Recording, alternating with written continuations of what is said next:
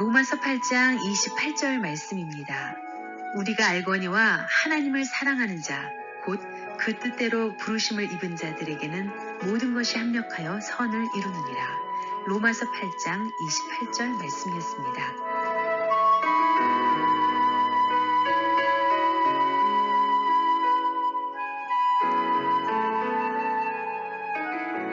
애청자 여러분 안녕하십니까? 하나님을 만나서 변화된 삶과 하나님이 베풀어 주신 은혜와 사역들을 함께 나누는 새롭게 하소서 시간입니다. 오늘 이 시간에는요. 가수장로교회 담임하고 계시고요.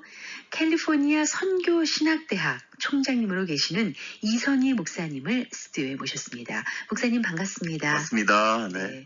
목사님 저희 복음방송 청취자 여러분들께 인사의 말씀 부탁드릴게요. 네, 애청자 여러분 안녕하십니까? 여러분들에게 주님의 이름으로 문안 인사 드립니다. 예수 그리스도 안에서 느끼는 그 사랑, 행복, 평화, 여러분들의 삶과 여러분들의 가정에 늘 넘치기를 축복을 드립니다.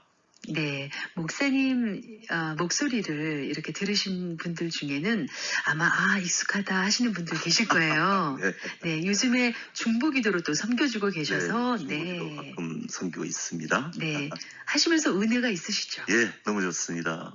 정말 이 시간을 통해서 전화 많이 주시기를 부탁을 드립니다. 네. 함께 기도 나누겠습니다. 네, 기도 부탁 있으신 분들 중보기도 시간 오전 10시 30분 이용하시면 되겠습니다.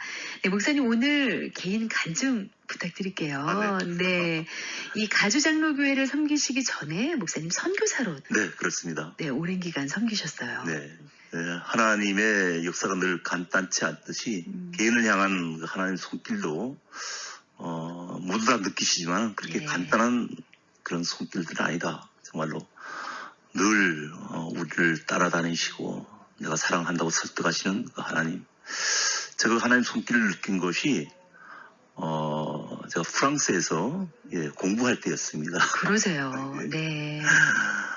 저는 모태신앙인데 저희 어머님이 이제 전도사하셨고 저희 아버님이 장로를 하시고 또 개척교회를 또 세우시기도 하시고 네. 분이셨는데 뭐 교회를 한 번도 빠진 일도 없고 자라면서 늘 학생회장, 성가대, 지휘 뭐 모든 이제 그런 일들을 쭉 해왔지만요.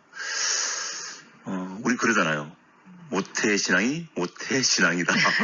다 그렇지는 않겠지만 네. 저 같은 경우에도 그러다 보니까 이상하게 습관적인 뭐 어릴 때 제가 새벽기도 정도 치기도 하고 부흥회랑 부흥회 참석해봤지만은 오히려 많은 질문 속에서 사실은 좀 신앙에 대한 갈등을 감춘 채로 그러면서 깊은 예수님과 인격적인 만남이 없이 그런 삶을 어떻게 보면 살았었어요. 그러다 한국에서 이제 원래 컴퓨터 분야에서 제가 일을 했었습니다. 네. 그러면서 이제 그때 한창 이제 한국이 컴퓨터 첫 세대죠. 저희가 막 떠오르는 그런 시기에 컴퓨터 쪽에 제가 비즈니스를 하면서 또 세상을 향한 그런 성공, 뭐 그 속에서 한번 좀 놀아보기도 했습니다. 결국 하나님을 멀리 떠나는 경험을 했어요. 그때요.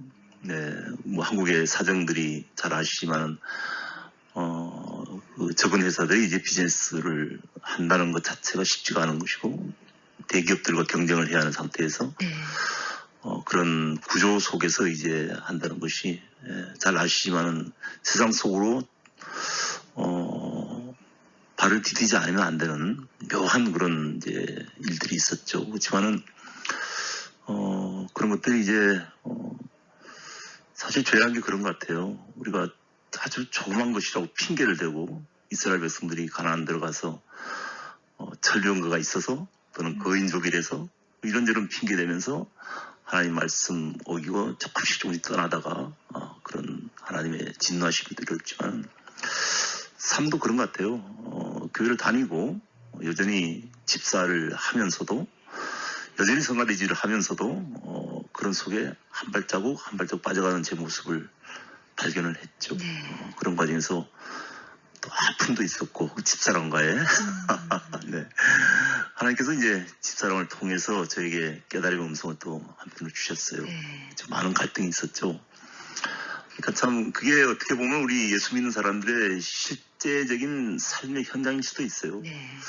그런 세상 속에서 우리가 경쟁도 하고 싸움도 하고 또 얻기도 해야 하는데 어떻게 구석에서 우리가 정말 그 세상의 빛과 소금으로서의 역할을 과연 어떻게 할 수 있을까? 쉬운 일이 아니더라고요. 그러니까 전 지금도 우리 성도들의 그런 마음들을 이렇게 자꾸 생각을 해보곤 합니다만은 뭐 그럼에도 불구하고 싸워야죠. 이겨야죠. 다행히 이제 이곳 미국 땅은 그래도 한국보다는 괜찮은 것 같아요. 네. 남자분들 또 특별히 한국은 이제 그런 환경이 너무나 쉽게 노출이 되어 있죠. 그리고 정말 핑계 아닌 핑계. 포도원을 허무는 작은 여우들, 예. 그것이 자기 어떤 합리화를 하는, 난 이렇게 할 수밖에 없다는 그런 변명 속에서 이제 결국 잡지 못하고 나중에 어느새 포도원이 허물어지는 모습들을 스스로 발견도 하고 뭐 저 같은 경우는 다행히 발견을 했어요. 집사람 덕분에. 네.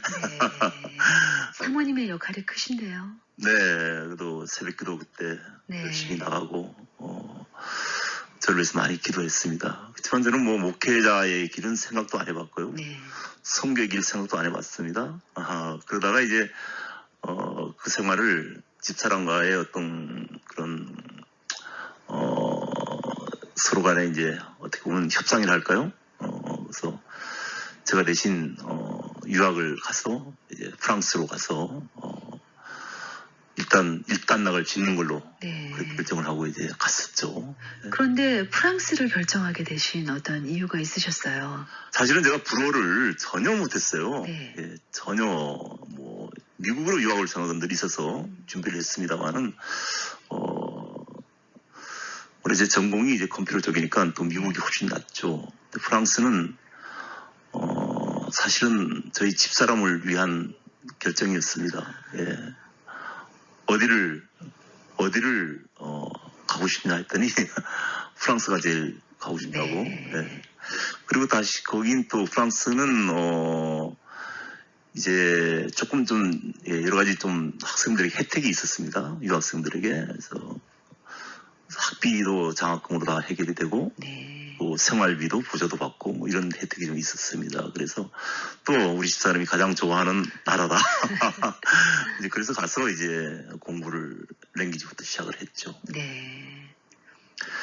그렇게 공부하면서 이제 제가 그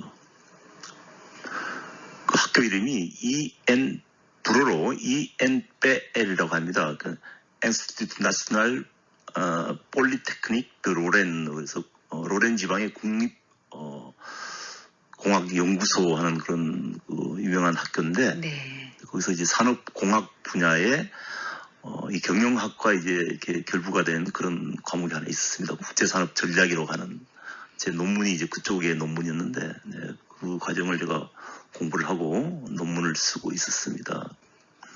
제 지도교수하고 또 큰 프로젝트를 하나 추진을 했어요. 그분이 이제 저희 학교 학장이시고 프랑스 분인데 네. 학장이시고 박사학위가 2개 가지신 분이시고 이분이 또 연구소 국제산업에 관한 전략에 관한 연구소를 또 하나 가지고 계시고 이분이 이제 큰 프로젝트를 추진을 저하고 하게 됐어요. 그때 또 인도네시아에서 오신 그 유학생이 있었는데 고위 인도네시아 정부 관료였습니다. 그래서 이제 그분이 이제 우리가 큰 프로젝트를 인도네시아에 하나 만들자. 이분이 이제 그쪽 분야에 잘 아시는 분이니까. 그래서 인도네시아는 이제 회사들을 기업들을 유치할 때다. 한국은 이제 나갈 때다. 네. 자기는 모든 노하우가 있다. 그래서 이제 우리가 셋이서 큰 프로젝트를 추진하고 네.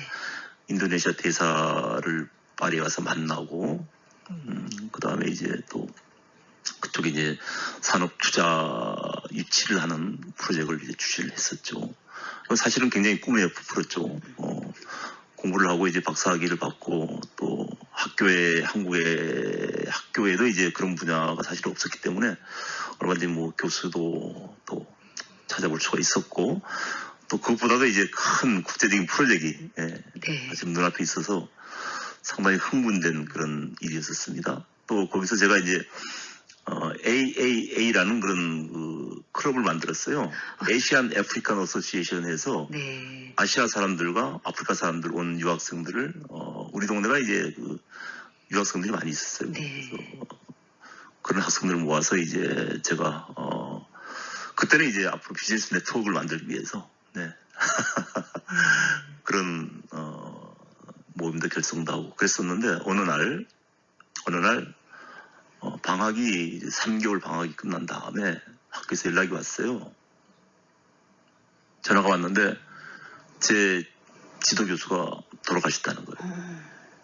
근데 그 전에 이제 뭐 저희는 그 치질 수술로 생각을 했어요. 수술 한번 하시고 이제 걸음이 영 시원찮아서.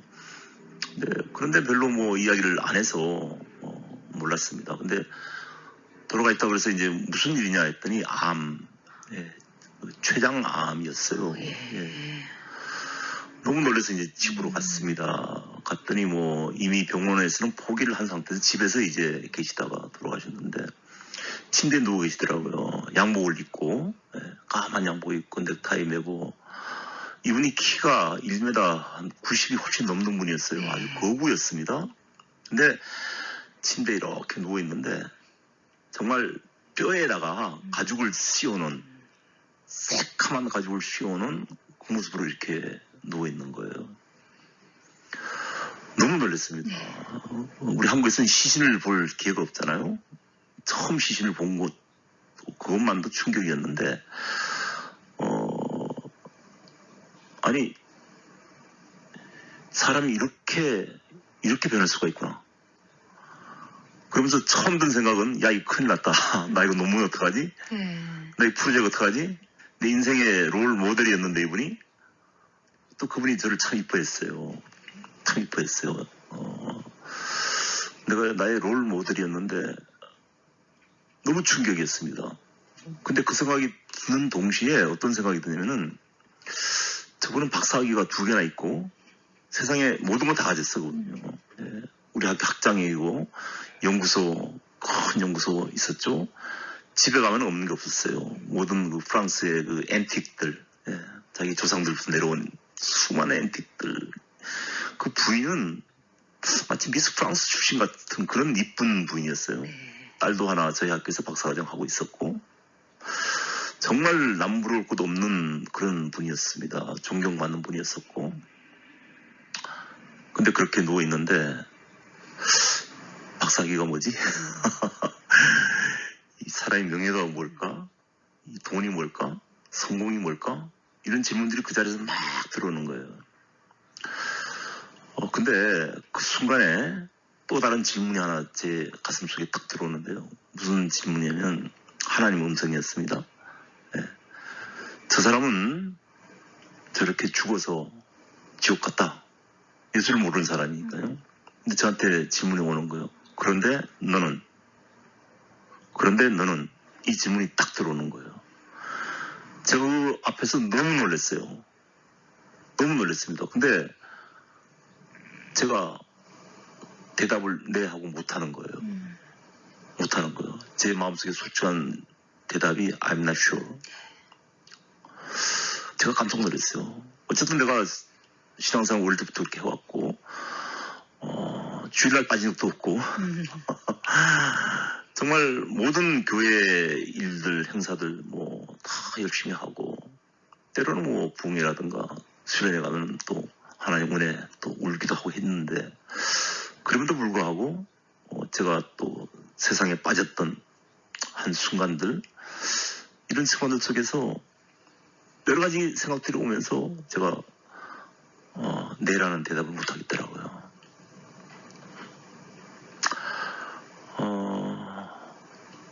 그때 제 마음이 뭐라고 표현할 수가 없었어요. 집에 돌아왔습니다. 돌아왔는데 3일 동안 잠도 못 자고 잘 먹지도 못하고 두 모습이 이렇게 보이는 거예요. 한 모습은 그분이 강의하던 모습이에요.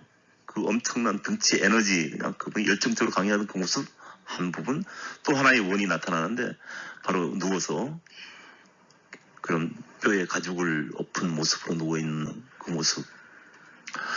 그 가운데서 계속해서 들리는 음성은 내가 왜 구원에 대한 그런 확신이 나이가 없을까 하는, 그것 때문에 제가 사실은 먹지도 자지도 못하면서 그 두 모습 속에서 갈등하면서 기도했어요. 하나님, 정말 제가 이제 구원받은 자녀가 확실하다면 증거를 보여달라고 그렇게 기도했습니다. 근데 3일째 되는 날 장례식 그분 지나고요. 그날 밤에 오후에 전화가 왔어요. 제 사촌 동생이 놀러를 유럽에 온 거예요. 네. 자기 약혼녀하고. 그리고 이제 우리 동네를 온다고 전화가 왔어요. 그래서 여기서 픽업을 해달라고. 네. 그 밤에 이제 밤늦게 12시가 넘은 시간이었는데 기차역으로 나갔습니다. 근데 픽업하고 집으로 돌아오는 길인데 집으로 온 직선거리가 있었어요. 불과 한 10분밖에 안 걸리는 거리가. 근데 오다가 이제 중간에 그곳에 아주 예쁜 광장이 하나 있어요. 밤에 데코레이션을 너무너무 이쁘게 해놓은 광장이 있는데 이 친구들이 우리 집에서 한 일주일 이상을 머물 건데 네. 그 다음날 데려가도 되는데 그 늦은 밤중에 거길 왜 데려가는지 참. 그러니까 아까 제가 말씀드린 이 복잡하다는 하나님의 손길이란 게 참 우리가 뭐로 표현할 수 없는 오묘함이 있는 것 같아요. 근데 그 광장을 돌아서 가는 길이에요. 그것도 돌아서 가는 길 아무런 생각 없이 그냥 신호등 받고 내려가다가 유럽은 이제 집들이 다 붙어 있잖아요. 네. 바닥바닥 붙어 있어서 내그리면은 저쪽에 온 차들이 안 보입니다. 전혀. 예, 뭐 그리고 집들이 붙어 있어서, 그리고 제가 있는 도시가 교육 도시였기 때문에 차들이 없어요. 밤에요. 밤 12시 넘었는데 더군다나 뭐 있을 수가 없죠. 차가. 버스도 7시면 다 끊어지는 데인데. 그런데 그때 이제 파리에서 온 차 한 대가 신호등을 어기면서 이제 건넌 거예요. 그러니까 이 친구는 이제 신호등을 바뀐 걸 보고 건너고, 저는 신호등 바뀐 걸 보고 건너는데, 뭐 내거리에서 그냥 바로 엄청난 충돌이 있었죠. 네. 근데 감사하게도 그 차 운전석 뒤를 제 차가 박았어요. 그러니까 만약 그 차가, 저는 이제 정상적인 속도로 달렸고 그 차는 엄청난 속도로 달렸기 때문에 만약 그 차가 우리를 박았으면 이제 무슨 대형 진짜 사고가 네. 됐겠죠. 근데 두 차가 박고 돌면서 이제 벽들이 다 이제 이렇게 돌로 된 벽들이잖아요, 여러분. 그러니까 그 돌벽을 가서 박았어요. 네. 그리고 잠시 기절을 했죠. 정신을 딱 기절했다가 다시 바로 정신 차려서 눈을 이렇게 뜨는데 네. 보니까 상대편 운전수도 이렇게 고개를 드는 거예요. 그래서 살았구나, 둘 다. 근데 우리 옆에 조카를 보니까 괜찮아요. 뒤에 있는 약혼녀가 귀에서 피가 좀 나는 거 외에는 뭐 보니까 괜찮다고 그러더라고요. 차는 뭐 바로 그 자리에서 두 대 다 완전 그 폐차가 될 정도로 그렇게 된데 연기가 올라오고요. 근데 정말 제가 눈을 뜨고 그 사람이 살은 걸 확인하고 제가 살았구나, 동생들 살았구나, 그런 순간에 뭐라고 표현을 해야 할지 모르겠어요. 화살을 맞았다? 화살을 맞았다. 예. 어떤 그런 강력한 에너지 같은 엄청난 것이 저를 이렇게 감싸는 느낌을 받았어요. 네. 그러면서 이런 설명이 이제 어떻게 이해가 될지는 모르겠는데, 이 컴퓨터의 이 프로그래밍 할 때 모든 프로그래밍의 이제 이 논리가 if, then, else 그래요.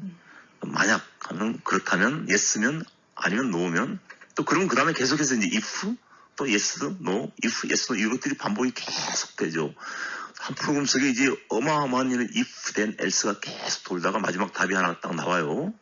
그게 이제 컴퓨터 프로그램 로직인데, 그런 로직 속에서 하나님께서 지금까지 저를 쫓아오신 이 로직이 한꺼번에 팍 하고 터지는 거예요. 그러니까 하나님께서 저를 쫓아오셨고 나는 도망갔고 또 쫓아오셔서 또 내가 너를 사랑한다. 네. 또 도망가고.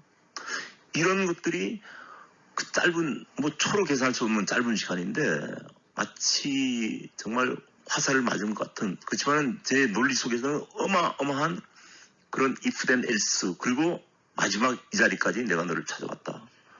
그러면서 내가 너를 사랑한다.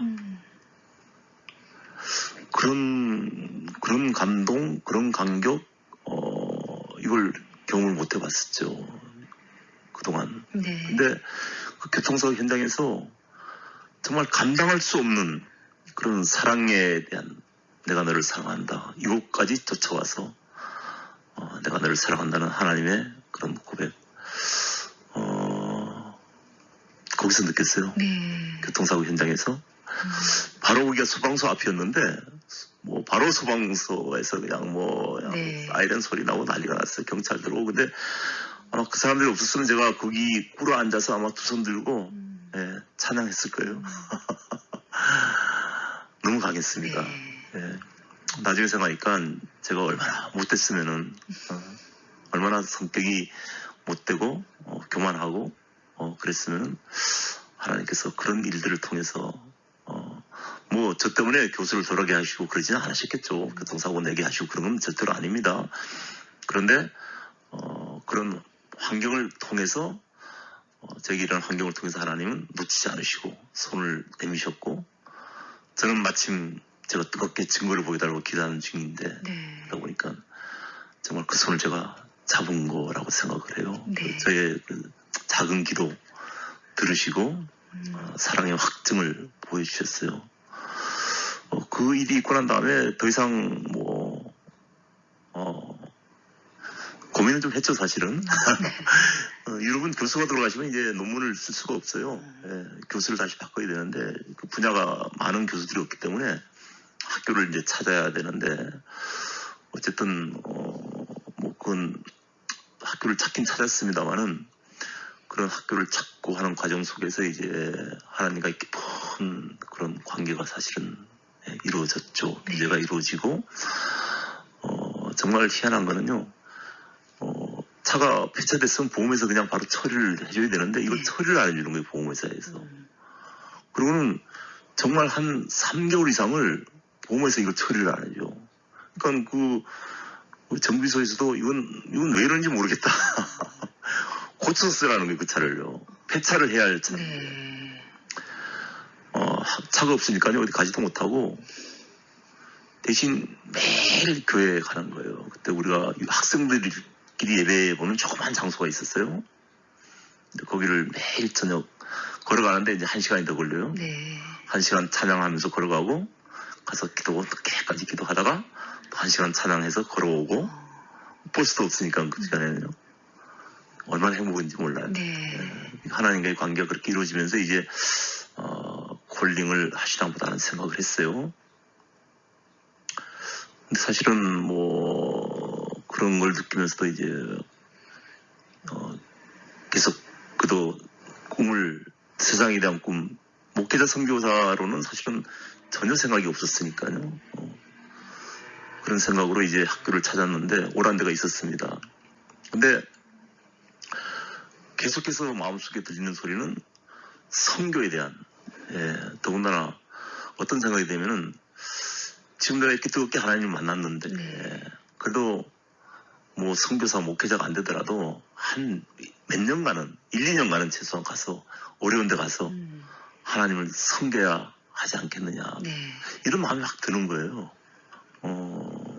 근데 그때 마침 러시아가 문이 열렸죠. 네. 네. 그리고 제가 기도해서 하나님, 그럼 가장 어려운 나라가 어디입니까? 했더니 유럽에는 이제 러시아 소식이 많이 나왔었죠, 뉴스에. 많은 정말 어려움이 있었고, 당시에 이제 러시아가 이제 공화국들이 이렇게 나눠지고 유통이 다 막혔어요. 그래서 이제 그 공급 자체가 서로 끊어졌기 때문에 정말 살기 힘든 때였죠. 많은 분들이 먹는 것, 예, 그것 때문에 이제 고통을 겪었고, 심지어 자살하는 사람들도 있었고, 한 뉴스들이 많이 나왔어요. 그걸 보면서 이제 페레스트로이카 이후에, 그래서, 저곳이 내가 갈 곳인가. 그런 생각했습니다. 근데 하나님께서 그 길로 인도를 진짜 하시더라고요. 하셔갖고 이제, 러시아 선교하는 기관을 통해서 마침, 그 총괄 되시는 목사님 또 만나게 되시고 하셨고, 그런 과정을 통해 여러 가지 하여튼 또 복잡한 과정들이 있어요. 어쨌든 간에 러시아 선교를 떠나게 됐습니다. 네. 그 아이들이 이제 3살, 4살 네, 두 아이였습니다. 네. 가장 어렵고 가장 손이 많이 갈 때네요. 3살, 4살이면. 어떻게 보면 우리 사모님이 오랜 동안 기도하신 게 이루어지신 거죠. 모르겠어요. 집사람도 제가 선교사 되고 목사 되는 건 기도 안 했대요. 근데 하나님께서요 똑같이 음성을 주시는 거예요. 어느 날 제가 너무 고민하다가 여보, 나에게 지금 이 러시아에 대한 선교에 대한 강력한 마음이 일어나는데 어떻게 할까 했더니 뭐라 그러냐면요. 당신도 그래? 나도 그래. 네. 똑같이 주시더라고요. 그런 것 같아요. 하나님께서 사명을 정말 하나님께 원하시는 때에는 같이 주신다. 네, 그런 생각이 들어요. 저희 경험으로 봐서. 근데 그 가는 길이 쉽지는 않았어요. 일단 저는 일단 제가 1, 2년을 생각한 것은 하나님께 대한 이제 내 그 사랑에 대한 확증을 주시는 그 감사로서 제가 헌신도 할 그것도 있지만은 또 하나는 분명히 콜링이라는 걸 느꼈어요, 제가요. 느꼈기 때문에 혹시 이 콜링이 진짜 하나님의 콜링인지 내 혼자 감정으로 느낀 어떤 것인지 또 찾아보고 싶다. 현장에 가서 이제 그걸 확인하고 싶은 생각이 들었어요. 네. 두 가지 생각이 있었는데, 네. 어쨌든 가지 않으면 안 될 그런 마음을 주셨어요. 그래서 이제 러시아로 떠났는데 막상 결정을 딱 하고 나니까 네. 어떤 일이 생기냐면요. 우리 아이가, 둘째 아이가, 아들이 온몸에 엘러지가 나는 거예요. 온몸에. 좁쌀만한 것들이 그냥 아주 그냥 나는데 이것이 몸에 난 것이 아니라 목 속에 엘러지가 나는 거예요. 병원에 데려갔는데 그 원인을 찾을 수가 없대요. 그래서 이제 침대 시트를 바꿔봐라, 카펫을 바꿔봐라, 담요를 바꿔봐라, 뭐 다 했는데 전혀 잡히질 않아. 네. 병원에 줄 수 있는 것이 겨우 이제 약간 그 엘러지를 내리는 약, 그걸 주는데 이 문제가 뭐냐면은 목에 생긴 엘러지는요 기침을 계속하는 거예요. 그 기침을 계속한다는 이야기는 모든 것을 다 토한다는 이야기거든요. 30분 이렇게 계속 기침을 하면은 목을 다 토해요.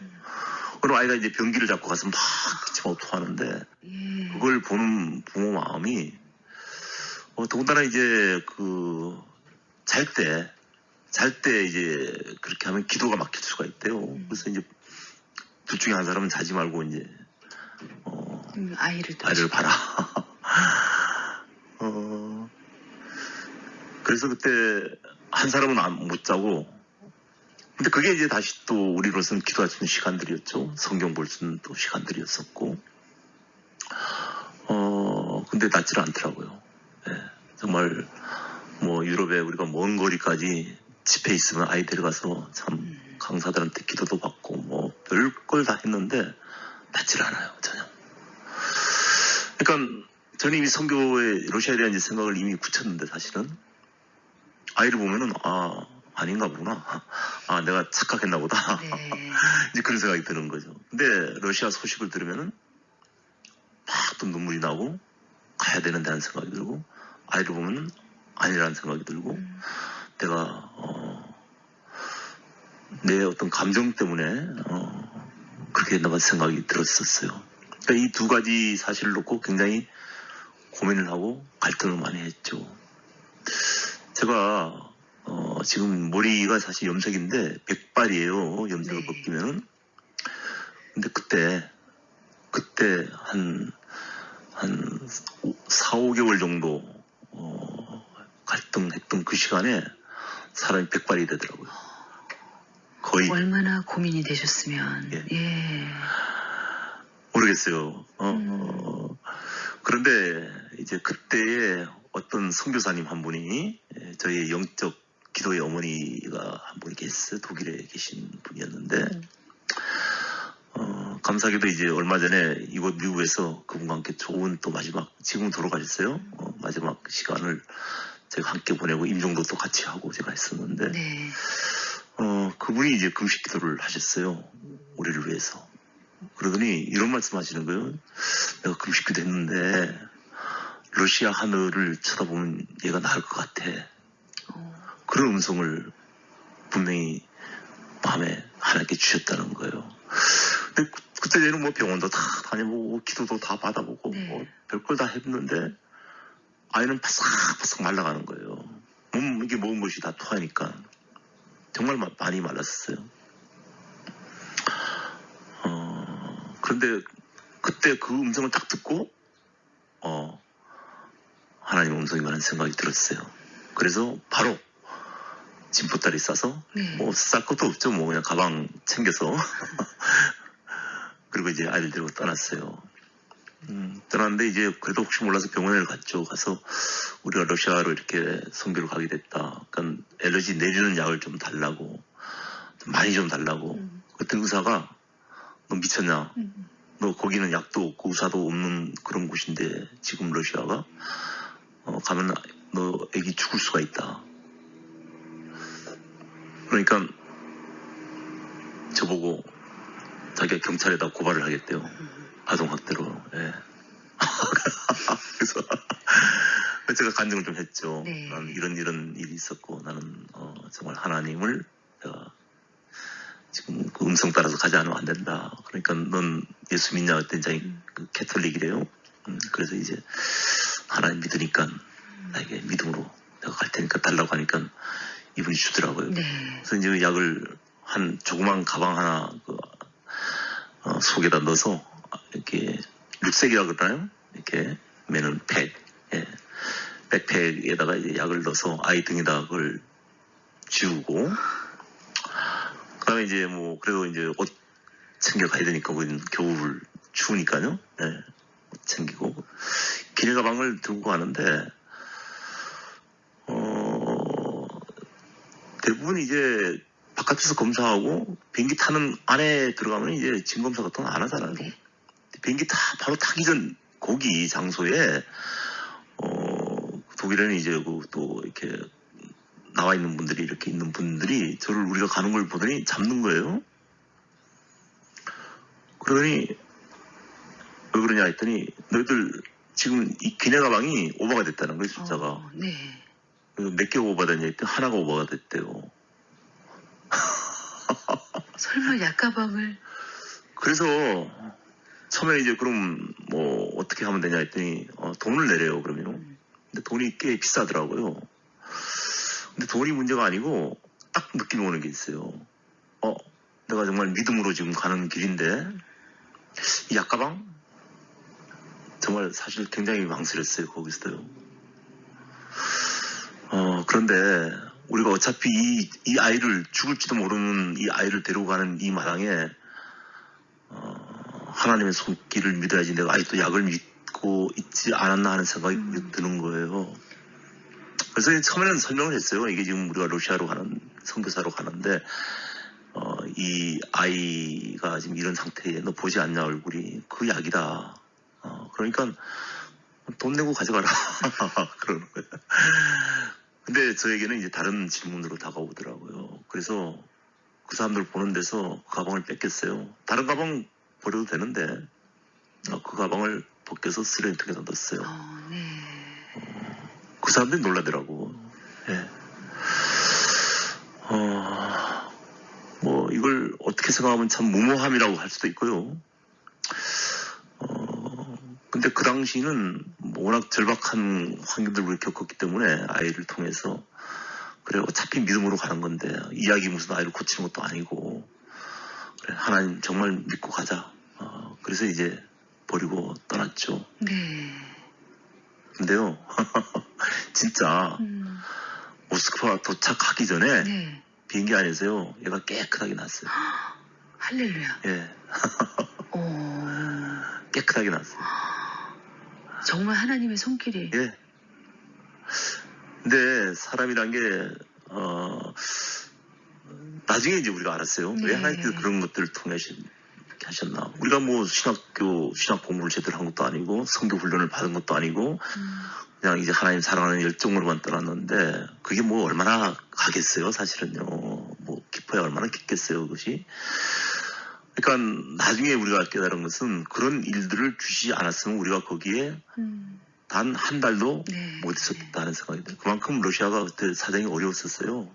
그리고 먹을 것 또는 뭐 아이들 학교 공부 문제, 애들이 학교를 몇 개월간 학교를 못 갔어요. 이제 그때는 작은 아이가 유치원 다니고 국민학교 이제 1학년, 큰 애가 1학년, 네, 그때인데 킨더가든 때죠. 학교를 데려갔는데 러시아 학교에서 애들을 안 받아주는 거예요. 그래서 왜 안 받냐 했더니 자기들은 외국인들을 가르쳐본 경험이 없다. 한 번도. 네. 그래서 이제 얘들을 한 달만 두면은 그냥 교실에 힘들어 한 달만 두면은 아기들이 자기가 알아서 다 이렇게 랭귀지를 배우니까 걱정하지 말라고 줬어요. 근데 일주일 있다 다시 연락이 와서 데려가라고. 자기들은 도저히 못 가르치겠다. 어떻게 단 한마디를 못한 애들 자기는 가르칠 방법이 없다는 거예요. 가슴이 너무 답답해갖고 못하겠대요. 그래서 애들 그냥 그때 제가 이제 신학교를 하나 오픈해서 거기서 이제 하는 사역 목사님도 많이 계셨었죠. 제가 이제 모든 행정 뭐 목사는 아니니까 그 당시에 행정 또 학생 뭐 다 이것저것 뭐 집나르부터 시작해서 네. 예, 교무 행정 뭐 다 담당을 했고 바빴어요. 또 강사들 또 공항에 오시면 또 모시러도 가야 되고 외국도 해야 되고 하여튼 너무 바빴는데 아이들 그냥 자전거 하나 사주고 운동장에 컸어요. 눈 속에서 그냥 놀아라. 애들이 눈 속에서 놀았어요. 근데 부모가 애들 학교를 못 보내는 부모 마음은 사실은 힘든 마음이잖아요. 그래요. 제일 힘든 것 선교사들이 바로 그 부분인데 근데 그래도 괜찮았어요. 네. 그리고 정말 먹을 것이 없어서 어떤 때는 뭐 어디 갔다가 아이를 뺨을 때리는 일도 있어요. 처음에 그것이 이제 치즈를 빵에다 이렇게 얹은 것도 생각하고 먹으라고 줬는데 봤더니 치즈가 아니고 돼지 비계예요, 위에. 돼지 비계를 이제 러시아에서는 이렇게 소금에 절여갖고 먹는데 이제 그걸 오래 두면 맛있어요. 근데 애들이 그걸 먹나요, 어디? 네. 아빠 이거 치즈 아니야? 그래서 그럼 보니까 돼지 비계예요. 네. 돼지 비계를 빼고 줬더니 이제 빵에 이미 묻었잖아요. 근데 그걸 안 먹으면 이제 그 다음에 저녁에 가도 먹을 것이 없는 그런 상태였기 때문에 먹으라고 했더니 안 먹는 거예요. 내가 너무 좀 화가 나서 아예 뺨을 때려서 억지로 막 먹인 그런 일들도 있었어요. 근데 그런 일들이 있으면 사실 우리가 웬만하면 그냥 너무 힘들어서 못하겠습니다 하고는 왔을 거예요. 네. 예.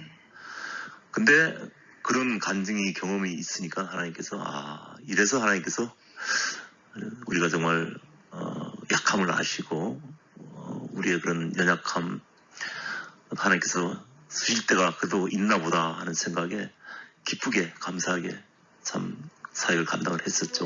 네.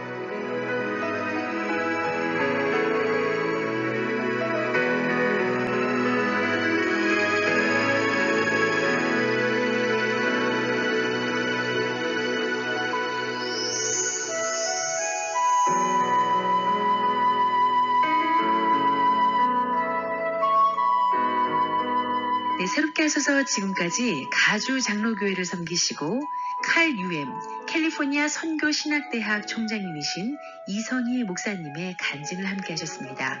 이성희 목사님의 두 번째 간증은 내일 계속 이어지겠습니다.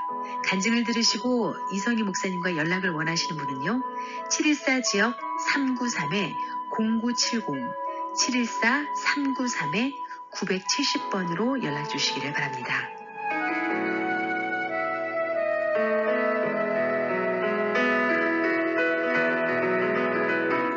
프로그램은 고객과 커뮤니티가 만들어주신 출범 1년 뱅크 오브 호프가 희망으로 대답하겠습니다. 뱅크 오브 호프에서 도움 주셨습니다.